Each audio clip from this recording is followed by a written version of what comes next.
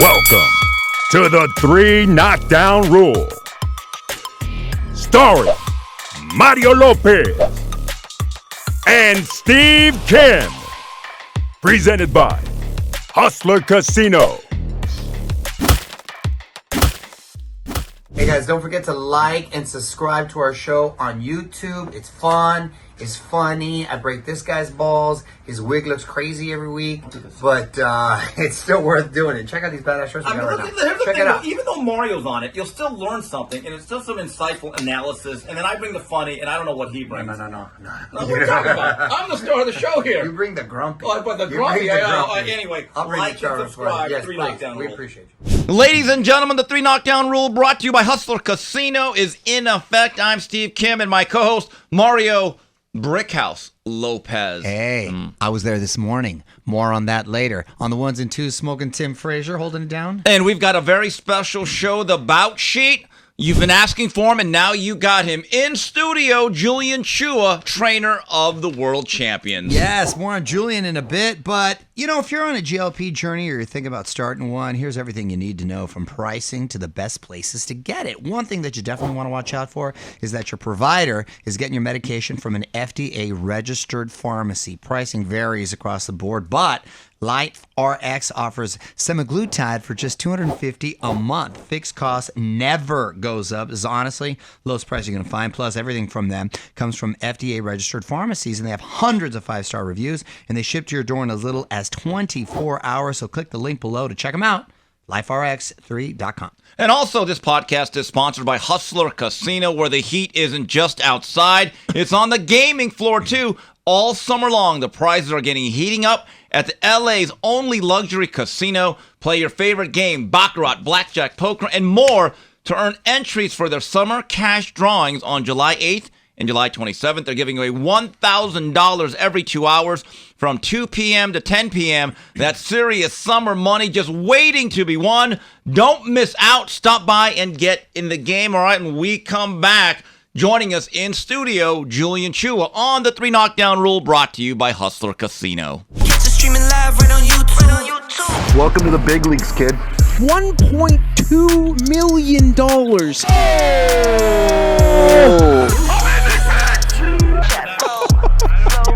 And I'm losing in this fucking game. What the fuck? This is a 400K flip. If I win by way, you get 10 grand. Fucking straddle! For my fans! What? I read it twice! Wow. All in a call. I'm not fucking leaving! Raise it up.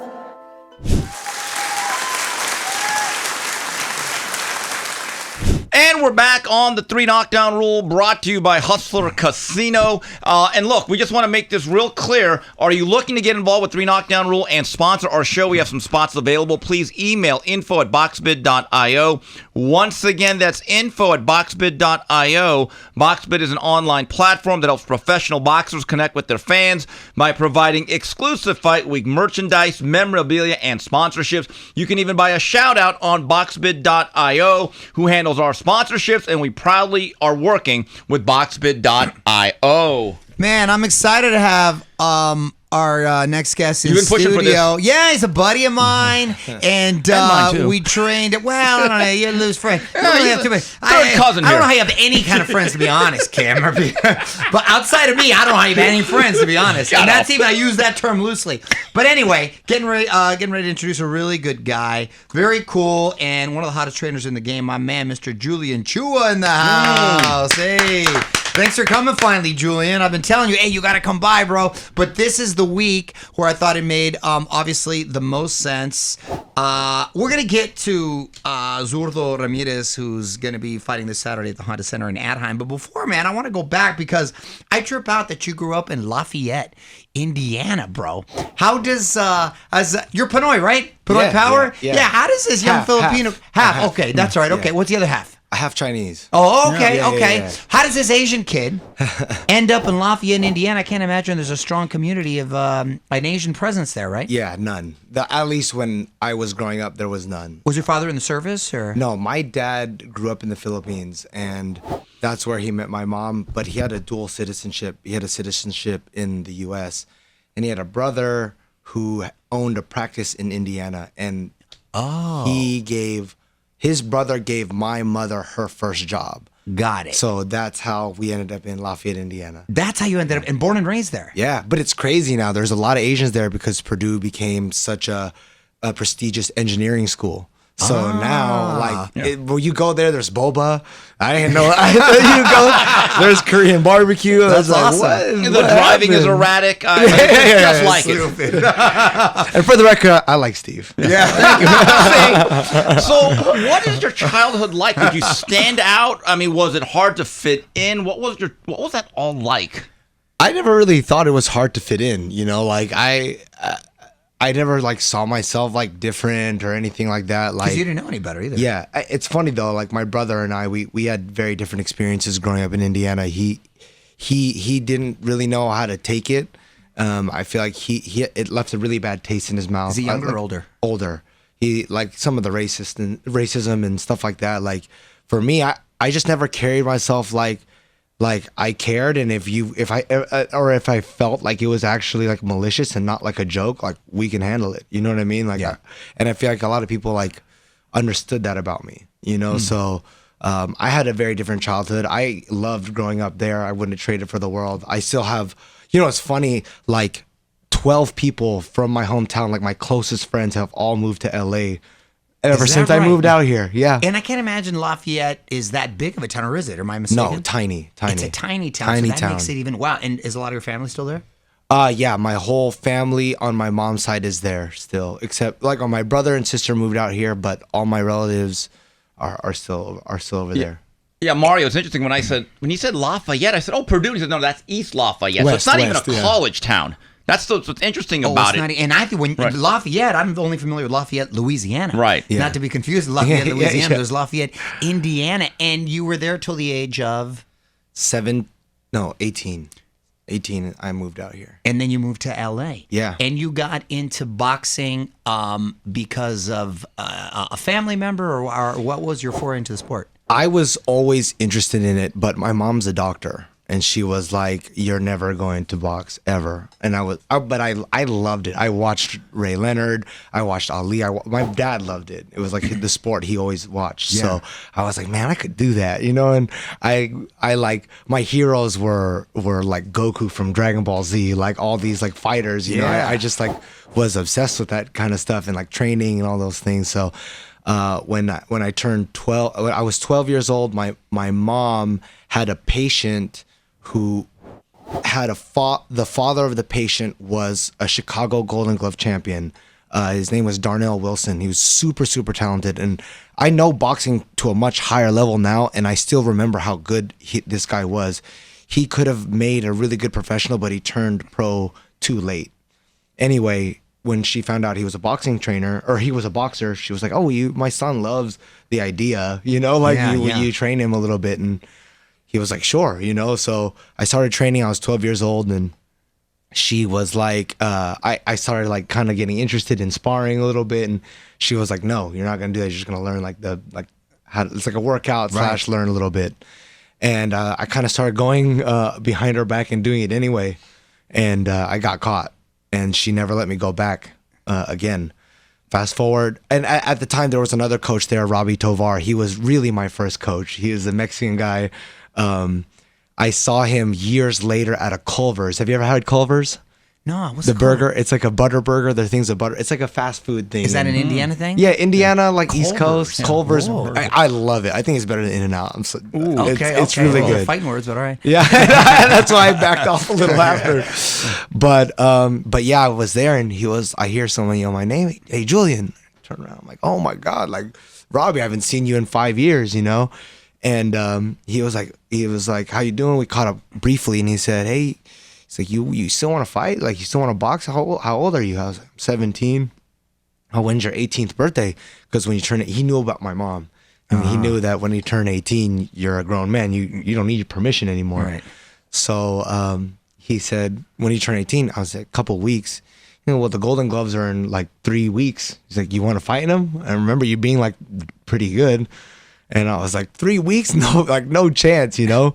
And I was with all my friends, and he kind of called me out right there. And he was like, well, if you're going to be a clean it up. If you're gonna be, You'd be a bitch about it. yeah, there you go. Then I don't even bother coming to the gym. And I was like, all right, fine, I'll fight him. What is that? What it takes? I'll fight in it. So. Trained for 3 weeks and didn't spar or nothing. Yeah. Fought in the Indiana Novice Golden Gloves and won the whole thing. You did? Yeah, You won the whole thing? It's Indiana, not Philadelphia, It's not- DC, yeah, it's or not LA. like- yeah, it's yeah, a little yeah. different. Nevertheless, you get No. 3 weeks of training. That's pretty impressive. The first guy I fought had like 6 or 7 fights already, and Yeah. like was completely green, but I like was just imitating Ray Leonard and Ali, like just trying to like. Julian, that's my next question. When I think of Indiana, there's Gary, Indiana, which has had Tony Zale and Angel Manfredi, and I think Marvin Johnson, the old light heavyweight champion, I think was from Indianapolis. What is the boxing scene or culture like there? Non-existent. Wild Card was the first gym I had ever walked into in my life. I trained in a garage. Winter time was like we had this little heater yeah, it gets blasting. cold over there, huh? Freezing. And there's like we had one heavy bag that hung from the ceiling of the garage with a rope that just kept it up, and then there was like bicycles. It was the guy was like a carpenter. I don't even know, but that's what we used to box in, and the floor was just duct taped rug on the floor. That's that the was ring. it. With That was the ropes. ring. Old school. I Yeah. love it. I love it. So you fell in love with it, obviously, Oh after yeah. that. Oh yeah. And you said you wanted to come to LA. I can't imagine Mom was too happy at this point. No, I actually didn't. So how I ended up in LA. So I had a fight against. I was the 2009 Golden Glove champion, and for the novice division, I ended up fighting the 2008 Open champion. I think he was. I can't remember exactly, but he was the 2008 Golden Glove champion, and he didn't compete in 2009. So they were like, oh, these two should fight. So we had a fight. I can't even remember, somewhere in Indiana, and that fight got put on YouTube, and a guy named Hermie Rivera, who is like known for like Local guy out here. yeah, he spotted like Lucito Espinoza, like a bunch of Filipino talent. He contacted, I don't know how he got a hold of the person who posted the video, who ended up getting in contact with the person. They got in contact with my mom and was like, hey, your son is super green, but he can fight. Like, he's talented. Like, the Philippines at the time had never won a gold medal in any sport, anything ever. Wow. And he was like, I think he could win one. So they were like, he should go out to LA. We'll take care of him and train with Freddie Roach and Pacquiao and all this stuff. And I was like, when my mom told me at first, I just was like, you're lying. You're lying to me. No way that's real.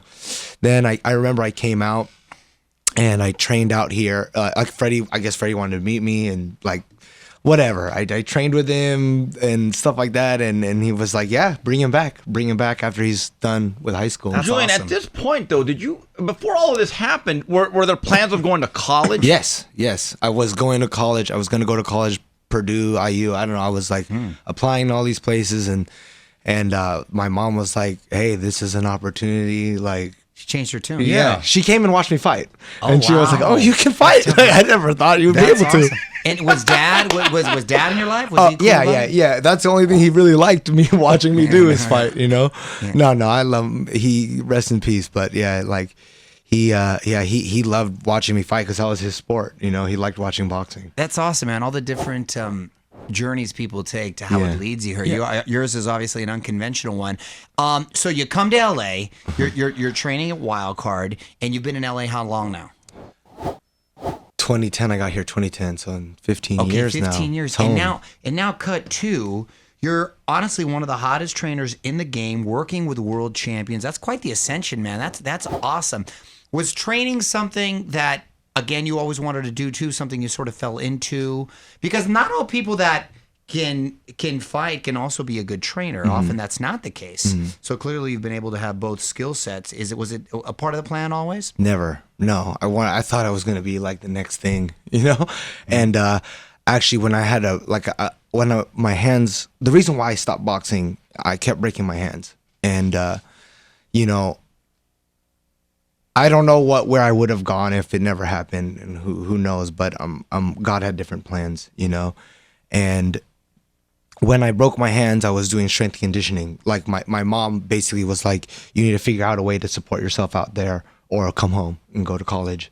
So I supported the only thing I knew were the fighters because I was training at Wildcard. Right. So there was a guy named Jesse Arevalo. He was like Big Jess. Big Jess. He was like he had some really talented fighters, but none of them were in shape.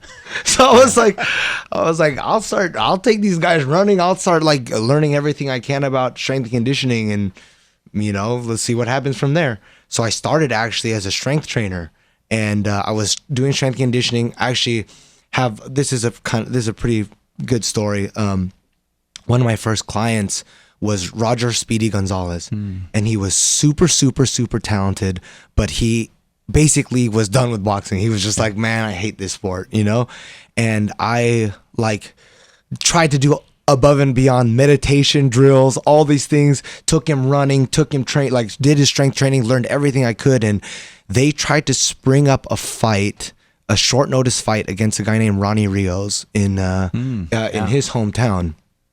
And I think they were they were expecting a like washed up Speedy, but Speedy had been training, we'd been training for months. He was ripped, and he was ready. So we get down there, and I still remember their face when he took his shirt off for the weigh-in. They were like, this is not what we thought was coming. Speedy had a big-time amateur career. He was a good fighter. Highly touted. So when your mom gave you that ultimatum, I'm just wondering, was it your love of boxing, your love of LA, or the fact you just didn't want to go back? What was the biggest pull? All of the above. All of the above. Oh, yeah. But where I come from, no one comes from there. And I had so many friends supporting me, and it was like I didn't want to let anyone down. I didn't want to go home with my tail between my legs, just go to college and I just wanted to become something, and good for you, and followed your passion, man. That's awesome. And you're so young too, so young to be able to still do that. So clearly from the strength and conditioning, someone saw something that, or how did the actual training come into play? Right. So sorry, real fast, that fight with Speedy and Ronnie, I thought Speedy won every single round, and they didn't give the decision to Roger. They gave it to Ronnie Rios, and that was a huge blow to me. Because I thought he won every single round clearly, and which goes on to why I also don't think I continued a career in boxing, because I saw that and I was like, I don't think I'm tough enough for this. Not like the physical stuff of it, right? Just like dealing with the corruption. Yeah, no way. I was like, why would I ever do this? Right. You know what I mean? Absolutely not. And I just never thought. I don't think I would have been tough enough to deal with the business. So that set you back, and then what put you back on the track? So what put me back on track is I didn't love strength training, because I felt like at the top level, I started getting very successful in that too. But I got to world title fights as a strength trainer, and I thought that decision making in the ring was so much more important than conditioning at the highest level. At the highest level, everybody was in shape. Everyone was and I wanted to make more of an impact. And I knew I didn't have love for strength and conditioning, because every time I was healed, I would box again. I would stop doing the strength and conditioning, and I'd compete in the amateurs out here in California, and the only thing that took that want to fight again from me was training my first professional boxer. And how did that come about? I was assisting first. I was assisting, but doing most of the heavy lifting, because I was assisting Eric Brown, and we had Chris Van Heerden together. I ended up taking Chris Van Heerden over, and still to this day he calls me, he's like, hey man, you were the best coach I ever had. I just really work hard. I learn as much as I can about training people, fighters, the fundamentals. I've read books, I've gone above and beyond to learn as much as I can about being a trainer, and is it a lot of trial and error through what you see and have experienced, a lot of tape watching, a lot of what how do you assess to how you learned? So the fundamentals, not telegraphing your shots, the punches there's 6 punches, uppercut, hook, straight, right? But so for me, the fundamentals, there's they make sense. Like one hand up, one hand in, etc.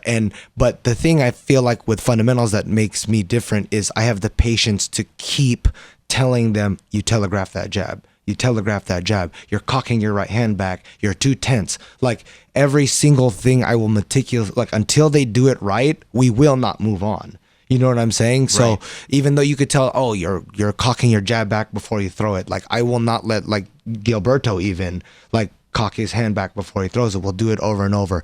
So that's the fundamentals, right? And then when it comes to tactics, I study the best and I see the decisions that they make. Like for instance, how Triple G would cut the ring off. Even like changing his stance to a little bit more of a square stance because it's harder to get around, you know, a person who's square, you know, or how they manage distance, you know, like just the tactical things, how they think off when they're on the ropes versus when they have someone on the ropes, you know, and so you pretty much tactically I look at universal things. And do you usually look at the fighter himself and you see with what you're working with? And you just try to bring out their best tool set already, or have them sort of acclimate to what you're sort of about and what you believe in, your philosophy. General philosophy. You know what I'm saying? Yes. So general philosophy, I typically just try to my best to play into their strengths, but I think that versatility is such an important part of this game.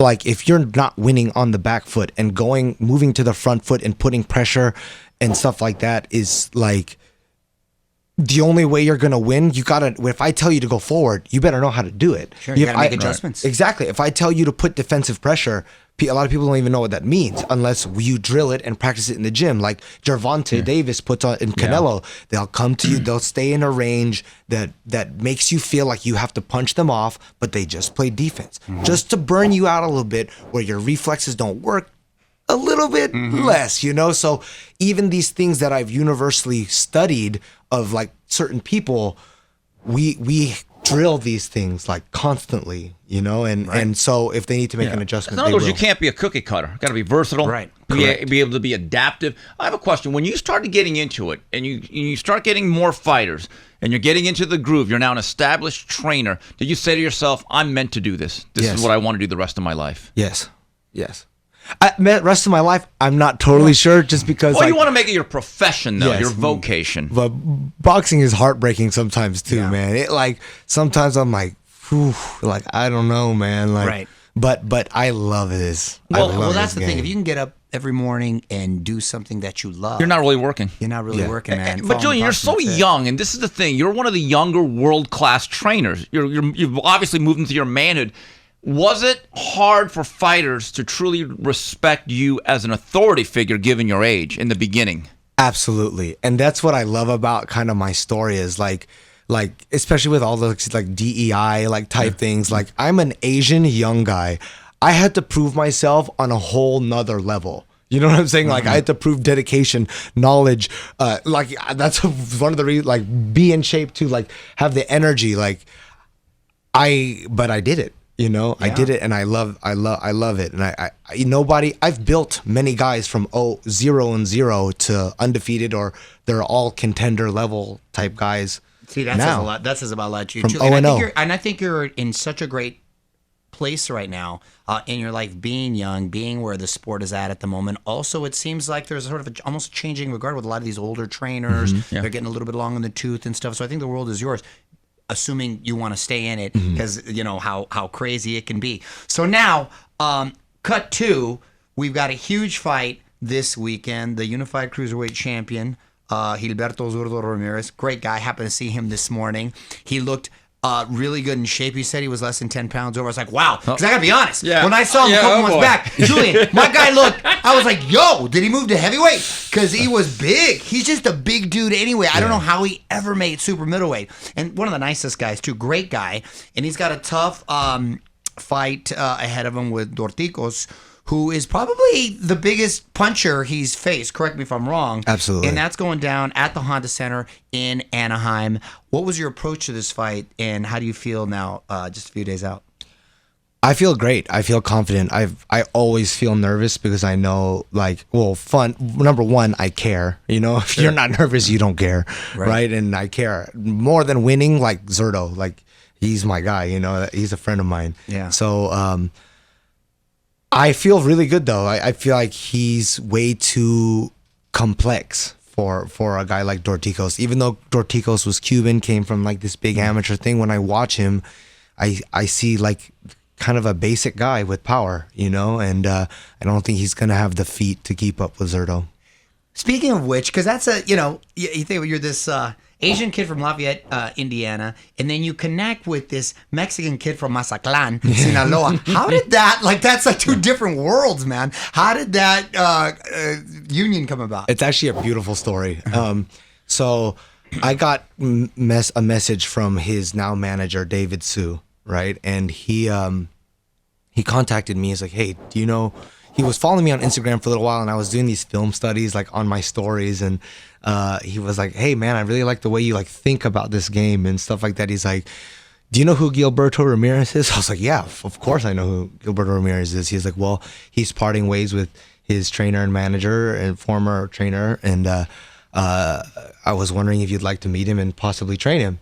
And I was like, yeah, that'd be like an amazing like honor and opportunity. Absolutely. He's, okay, well, how about you meet us for coffee first so you can get to meet Gilberto. So I met him at a coffee shop in Santa Monica.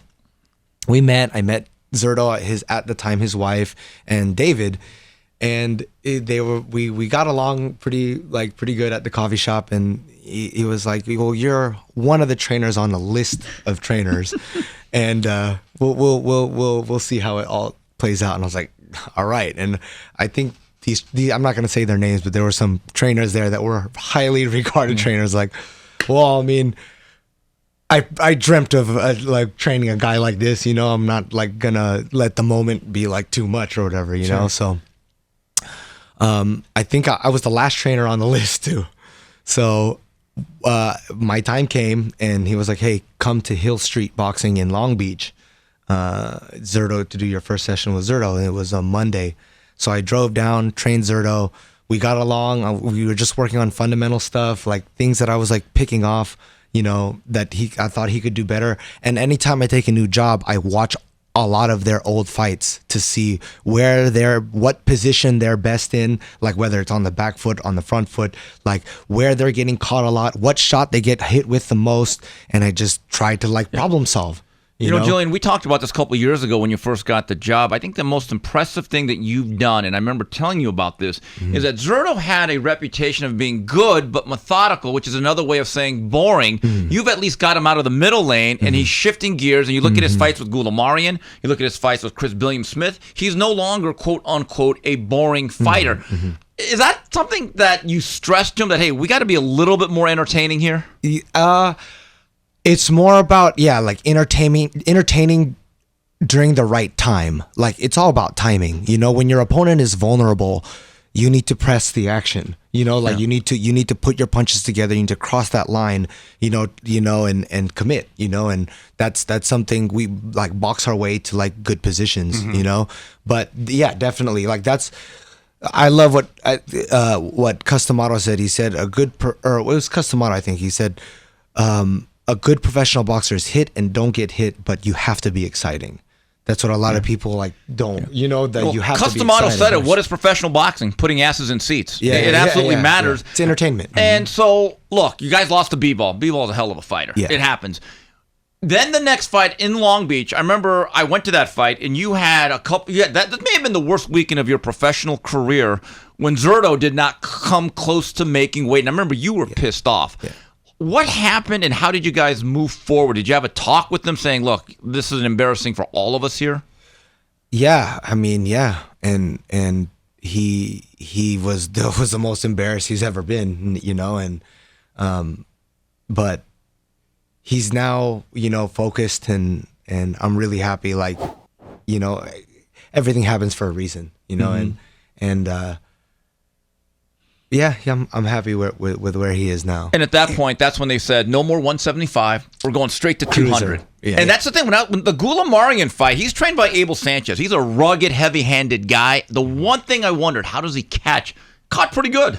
Yeah. He does have a cruiserweight chin. I loved, actually, in that fight, that Abel Sanchez, he's typically not too friendly, especially with like the opposite corner and stuff like that. But after the fight, he told me, he was like, hey, man, you've done a great job with him, because he used to come up here with his whole team. He was like, I was positive we were gonna knock him out. So he was way slicker. He's way slicker now than I was. Like, I couldn't believe Abel. I look up to you. You know, I told him I look up to you. You know, whenever I look, you're one of the trainers I looked up to. You know, and to go against you in the opposite corner is an absolute honor. Yeah, but that's they don't just throw compliments around. So that's great, man. You know, and even at the times, because Zurdo's so nice, has gotten in there and moved around with me. And for such a big guy, I was so impressed. Even, and I know he's obviously just messing around with me, but I was like, wow, he's very nuanced in there. He's very slick, more subtle than you think. More subtle than you think. Yeah, very. And I think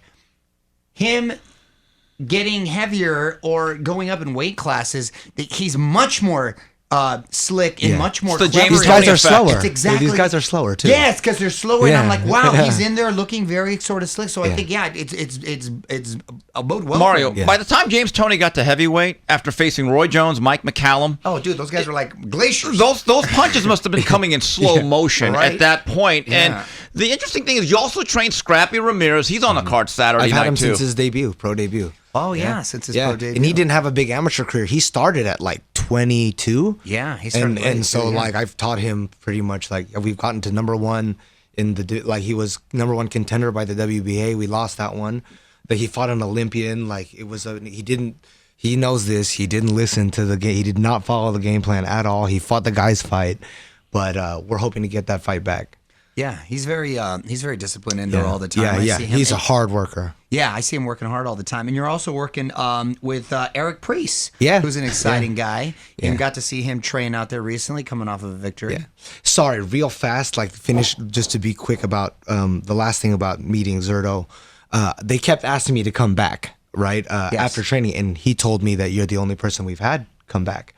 And I came back 3 or 4 times, and on the 4th time, I told Zurdo, "Hey, it's been an honor, but I can't keep doing this." You drew the line.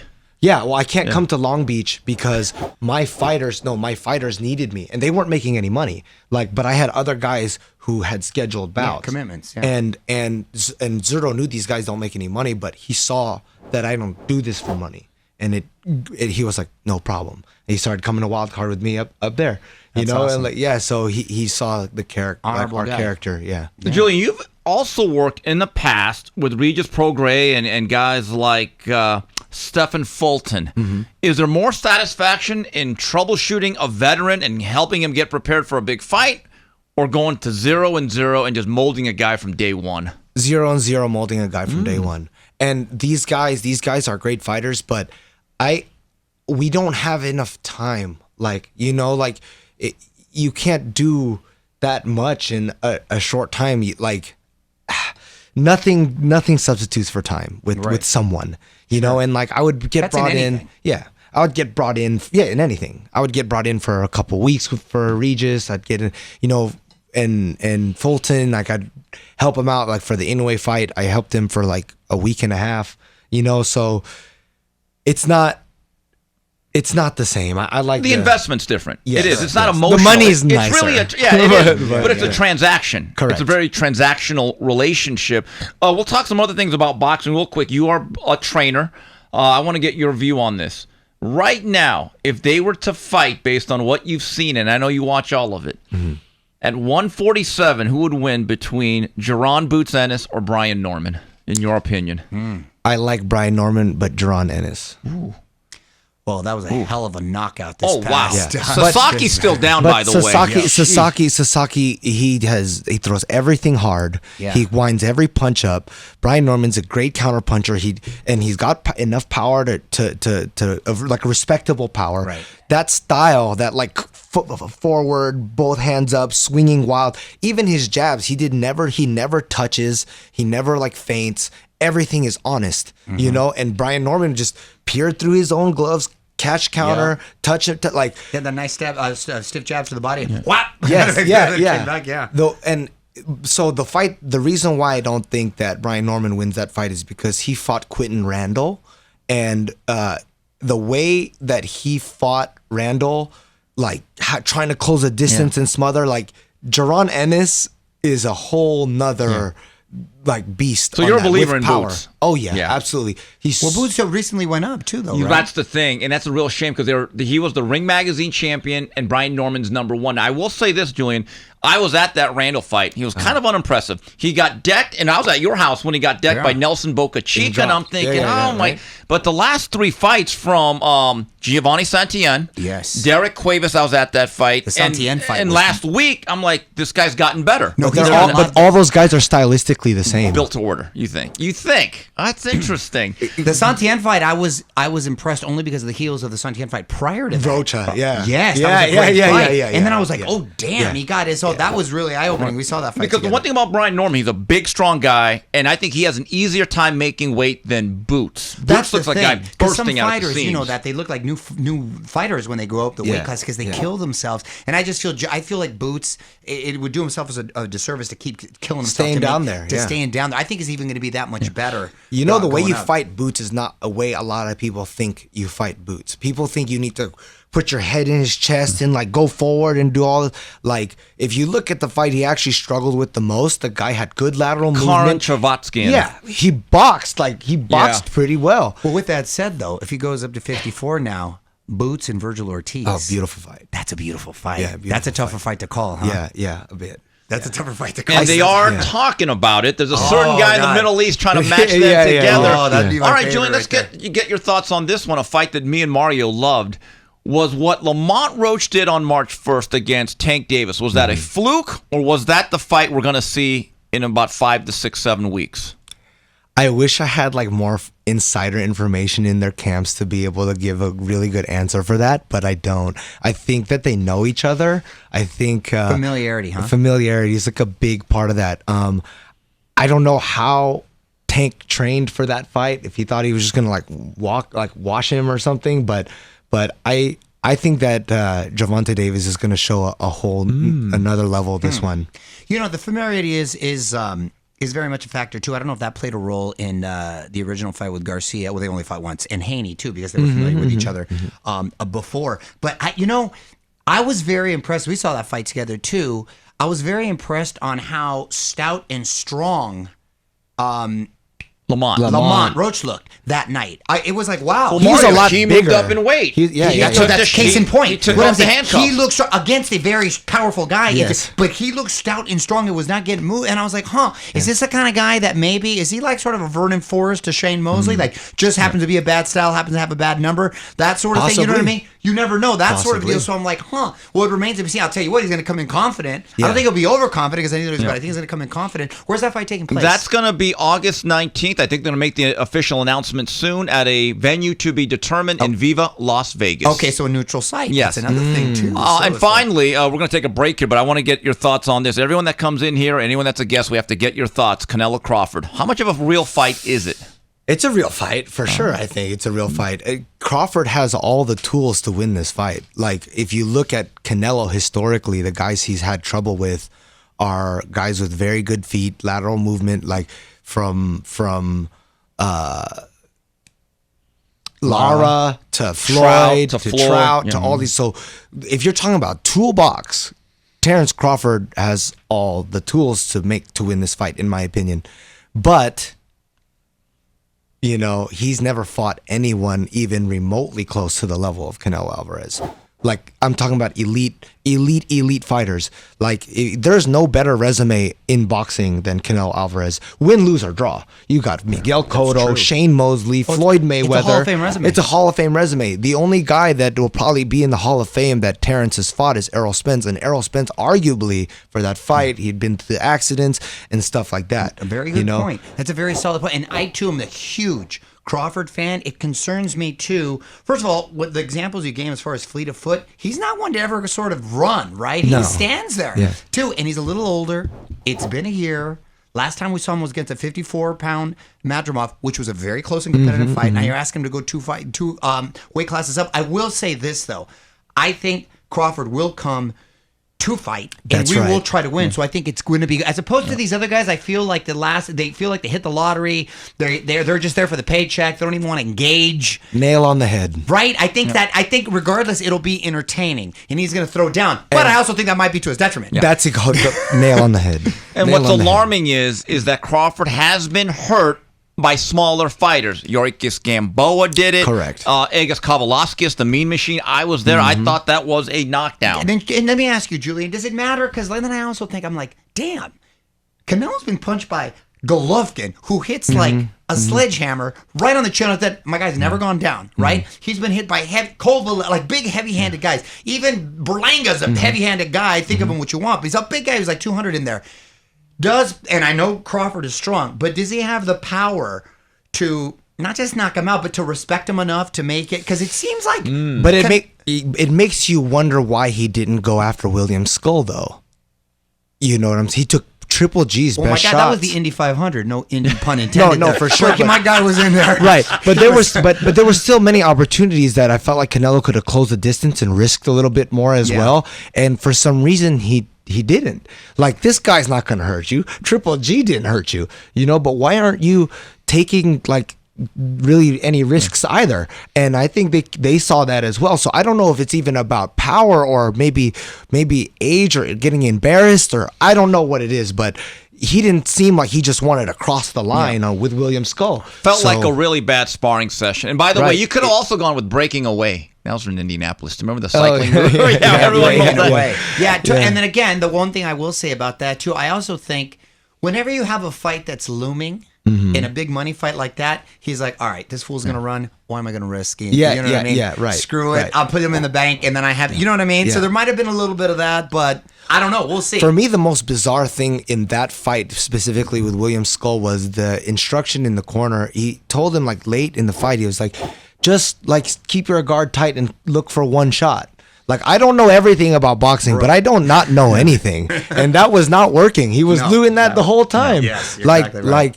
Like, how about, like, trick him? Like, try to, like, do what you did with Amir Khan. Throw the right hand on the body a bit, then feint low, like a whole round. Just go to the body. The one thing that's been pointed out about Canelo, again, age and corrosion matter. He's basically become a one-punch guy now. Though. There really are no combinations. Yeah, I liked him better before. All right, we'll come back after a short break. More of the 3 Knockdown Rule brought to you by Hustler Casino.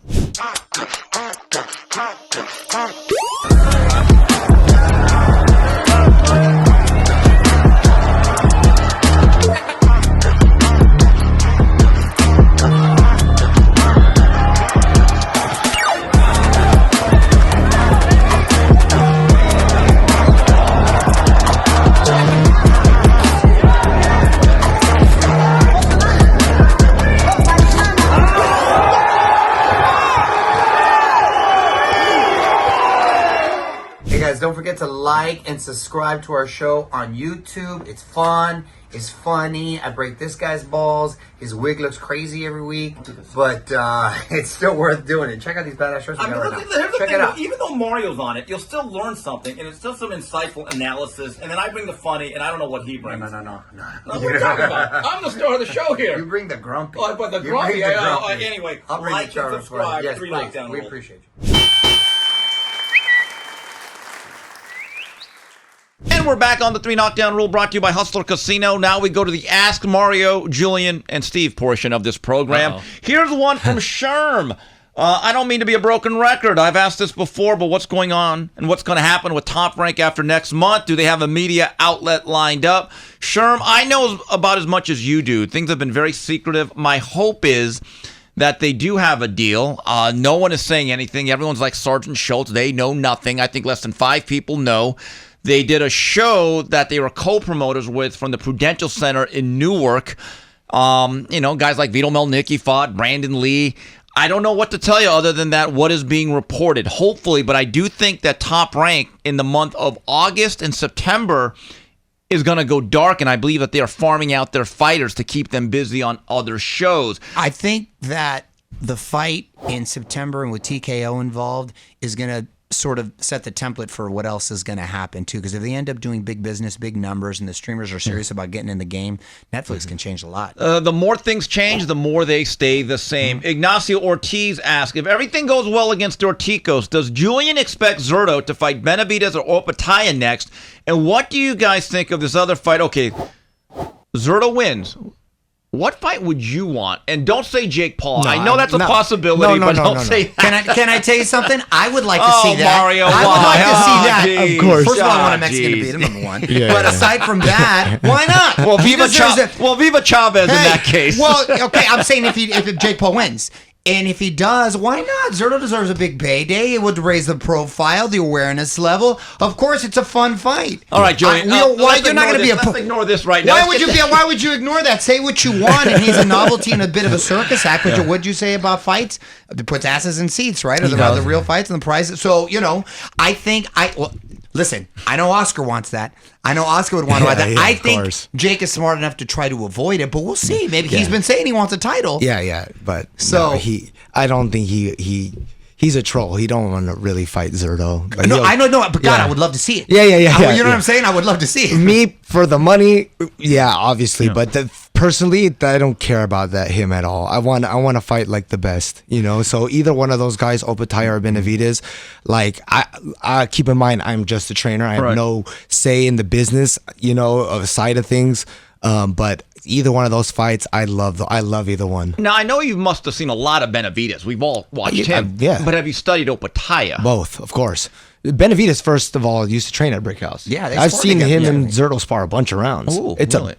Those were pay-per-view sparrings. Like that fight is awesome. I would love for that fight. Do you know who's mentioned that fight to me? Eric Gomez last year. He said, Steve, don't count that out. I love that fight. Yeah, and if people can come together and break bread, let's make boxing great again. Hey, let's all work together. Opataya is difficult because he's a southpaw, right? He's got good power on the backhand. He's got pretty good feet. You think just stylistically he might be more difficult than Benavidez for Zurdo? In his ways, yes. But Opataya, there's nobody there on his resume that Zurdo wouldn't have beat easily, and what I could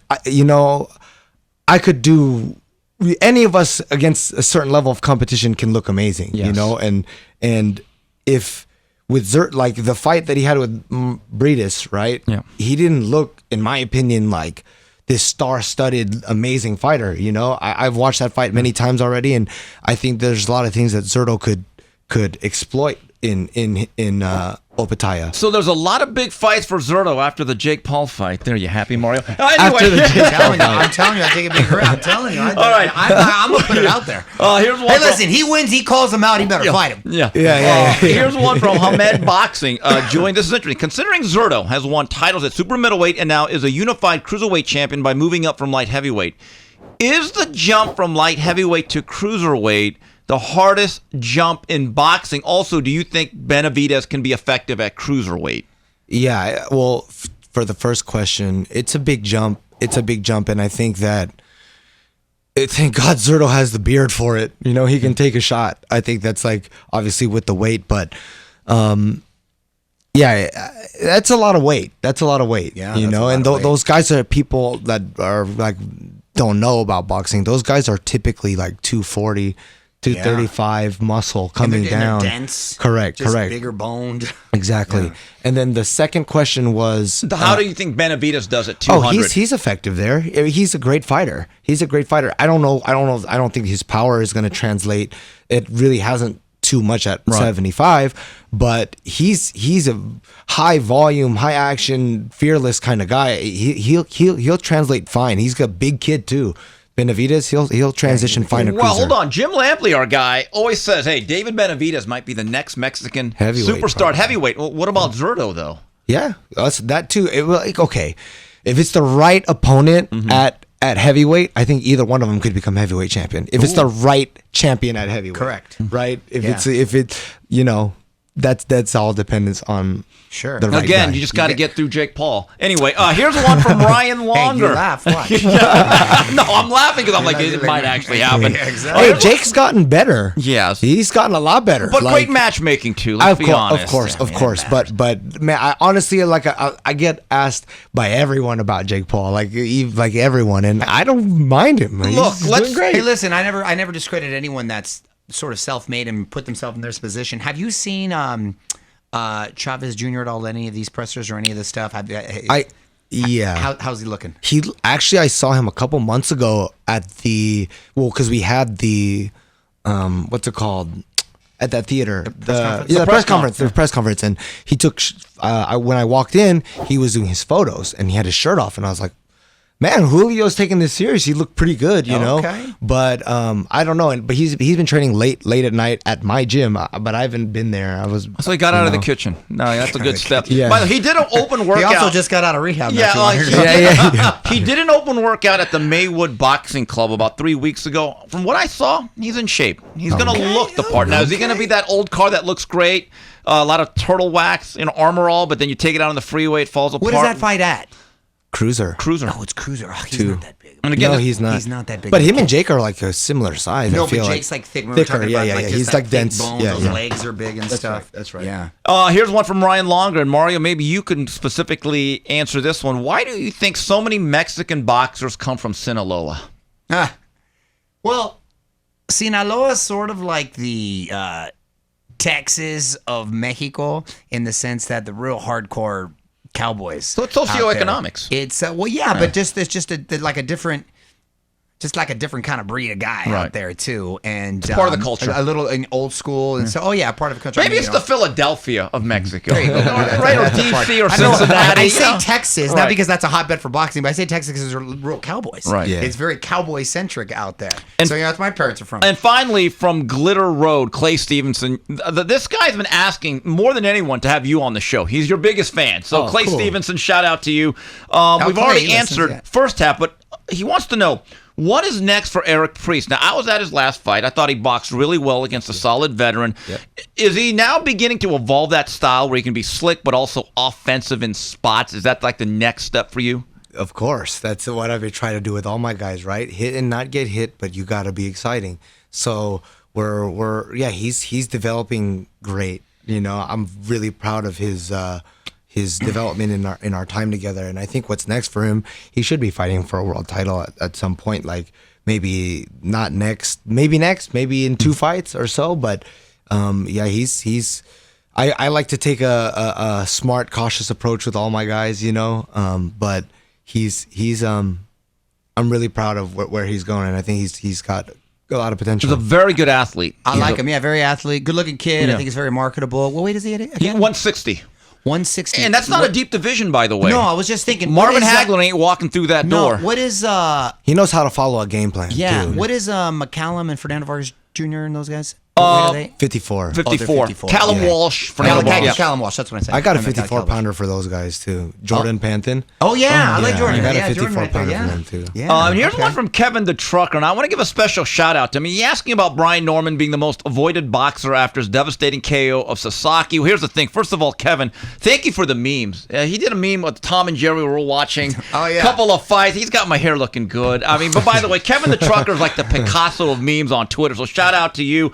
Jimmy Johnson over here. Yeah, here's the issue with Brian Norman. He's going to face the same thing that I think Crawford did. He's with Top Rank. So right now, we just talked about it, there's no television deal. So it's a good thing that he went to Japan, took care of business, got Sasaki out of there. But this game is so political that there's network, and there's promotional lines. He's very dangerous. I think he's the best remaining welterweight. There's no guarantee he's going to get anybody. Because let's say Manny Pacquiao beats Barrios. I don't see Manny Pacquiao saying, yeah, I want Brian Norman. Do you? No, I don't. No, and that breaks my heart because I love me some Pacquiao. Same. The fact that he's even competing at this age and stage in his career, just because you don't want to see a guy like that. 46. Yeah, you don't want to see it. You don't want to But see. Brian him get Norman's hurt. more dangerous. Like that's a dangerous fight for him. Like very dangerous. Yeah. That's fight. dangerous. No, way. absolutely. That fight never happens with him. He's a dangerous fight. I think. Yeah, you're right. He's the cream of the pop. Just I wanted to get your thoughts, Julian, on it, and it could have been such a nice little. interchangeable smorgasbord mix up there with the fighters, and we had Teofimo Lopez, Ryan Garcia, Devin Haney, all these different guys. Oh, I mean the 4 caps. Yeah, right. I was waiting for someone to say not King, not Samsung. That's Kim right there. But then you got Rolly Romero, who did what he did. Yeah. You know, and props to him because he Yeah. looked good doing it. And I just get so frustrated because to me, the most talented out of that bunch is Teofimo Lopez, but for some reason, it just doesn't seem to click, and I don't know why he's not able to kind of go that next step or in that next level. Are we dying on the vine here? Can we correct course? And who is he going to fight, Cam, that we were talking about? Who? Oh, no, he got offered the Haney fight, right? Allegedly, Right. And then it, for some reason, just didn't happen. I don't know why you're not jumping on that fight based on that last performance. But do you still see him being the cream of the crop when it's all said and done? Who, Rolly? Teofimo. Oh, Teofimo? It depends on how, like, for him, he could be. It's his mental. You know, it's how much he wants to be in this all the way because he's got all the talent in the world. It's just everyone who knows him knows that one day he could be here, one day he could not. You know, he's just like a wild card, you know? So yeah, that's the wildest thing. Yeah. When you have something like that, and it's just like, Some it's of gotta the be so stuff- frustrating. I call him the Plato of prize fighting, the Socrates of the sweet science. He gets lost on- to George Kambosos. Yeah, think about that. You know? I know. Now, were those issues that he claimed legit? I don't know. Or what was going on? Didn't he? Well, have remember he some had a sort of- hole in his body, and then he felt like he shouldn't have been allowed to fight. But then every fighter goes through a pre-fight medical exam. Yeah. And you called it. Remember when that big bodybuilder No, was yeah, it ripping was his ridiculous. body? Yeah, the and mountain. Yeah, Game of yeah, Thrones. yeah, and yeah, you're Crazy. thinking to yourself, I wouldn't allow that before a fight. I wouldn't allow that ever, unless Yeah. that's what you do to punishment for people. It's like medieval shit Yeah. that you got right there. With that said, yes, he did lose, but he had moments and it was close. Yeah, But yeah, nevertheless, he's one of those things you don't know. I feel like he goes to his level of opponent too. That was the best. Also, that's like George Kambosos. That was the best he's ever like looked. Best You he's know, ever he looked. fought Yes. Credit for to his him. life. Credit to him. Yeah, he's a tough dude. You know. Yeah, he was able to parlay that. But yeah, I don't know. So for him, for Teofimo Lopez, like his like ceiling, only God knows. You know. Julian, wrapping it up here, final question from me. Does Brick House Boxing, which is your home gym, does it still have the new gym smell? It's the cleanest gym I've ever been Dude, it's to a in great. my life. I love that gym, and it's got the great, weight center and all that, the 2 rings and stuff. My only little minor critique is I get mad sleepy in the back because it's dark. Oh yeah. Yo, it's so Yeah, fucking dark yeah, back yeah. there. And it gets hot. It gets hot. I don't mind the Close heat door. so That's a much. good thing. I love the heat. But the dark. The dark. It's just Okay. dark, bro. Okay. Throw a couple lights up in there. I got you. Does it still have that sign that says "Don't sit your sweaty ass, on the ring"? It's and still everybody still sits there. That's a great No one space, follows. though. I love that. That was space. my idea. Is to no wet asses on the ring. So, Julian, you have this is interesting. You're actually going after you're done with us. This week, Zurdo is preparing, and you guys are finishing up the training at night just to Yes. acclimate toward the time. Yes, his body moving at the time he's gonna fight. Yeah. And is the last day of sparring already over? Yes. Okay. Yeah. So that's all done. So Okay. there you have it. This Saturday is basically the real main event before the other main event. Yes, I can't Zurdo wait. Ramirez, unified cruiserweight champion, goes in against Junior Dorticos. Also, Scrappy Ramirez, I believe, will be the last fight as part of the YouTube undercard. Okay. He'll be cornered by our good friend Julian Chua. Julian, we broke you in. Come back soon, anytime, please. Oh man, I had a great time talking. Come to you back and guys. hang, buddy. Yeah. Of All course. right. Good All right, talking. that's it Thank for you the for 3 having me. Knockdown Rule. I'd like to thank Julian Chua on behalf of Mario Lopez, Smoke, and Tim Frazier. This has been the 3 Knockdown Rule, brought to you by Hustler Casino.